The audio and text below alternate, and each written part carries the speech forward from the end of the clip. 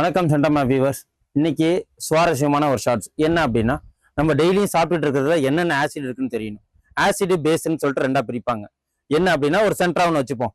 7க்கு கீழே தண்ணி தான் 7, அதாவது மழை நீர் தான் முக்கியமான அந்த pH லெவல்னு சொல்லுவாங்க. அதுதான் அதுக்கு 7க்கு கீழே வந்தா 5, 4 வந்தா அது ஆசிட், 7க்கு மேல போனா அது பேஸ். ஓகேங்களா?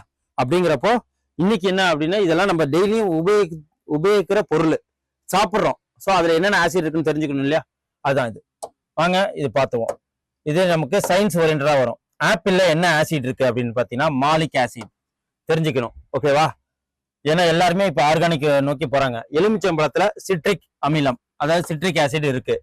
கிரேப்ஸ்ல என்ன இருக்கு அப்படின்னா டார்டாரிக் ஆசிட், டார்டாரிக் அமிலம். டொமேட்டோல, அதாவது தக்காளியில ஆக்சாலிக் அமிலம் இருக்கு. ஓகேங்களா? தக்காளி ஆக்சாலிக். அப்புறம் வினிகர், இது எல்லா இதுலயுமே ஃபுட்ல எல்லாம் யூஸ் பண்றாங்க, அசிட்டிக் அமிலம். அதுக்கப்புறம் தயிர்ல என்ன இருக்கு? டெய்லியும் தயிர் யூஸ் பண்றோம், லாக்டிக் அமிலம். எதுல இருந்து வருது தயிர் அப்படின்னு பாத்தீங்கன்னா பால்ல இருந்து வருது, அதனால லாக்டிக் அமிலம். ஆரஞ்சுல அஸ்கார்பிக் ஆசிட். தேநீர், அதாவது என்ன, டீல டானிக் அமிலம். இது எங்கேயுமே பார்த்திருக்க மாட்டீங்க, டானிக் அமிலம் இருக்கு. ஸ்டொமக் ஜூஸ், வயிற்றுல ஒண்ணு இருக்கு இல்லையா, அங்க என்ன ஆசிட் இருக்குன்னா ஹைட்ரோகுளோரிக் ஆசிட். இதுதான் ஹைலி கான்சன்ட்ரேஷன், எதை சாப்பிட்டாலும் செரிச்சு விட்டுரும். ஓகேவா? அதுக்கப்புறம் எறும்பு, அப்புறம் தேனீக்கெல்லாம் இருக்கு இல்லையா, அதுல என்ன ஆசிட் இருக்கு அப்படின்னு பாத்தீங்கன்னா ஃபார்மிக் அமிலம். சோ இது ரொம்ப இன்ட்ரெஸ்டிங்கா இருந்திருக்குன்னு நம்புறேன். நன்றி, வணக்கம்.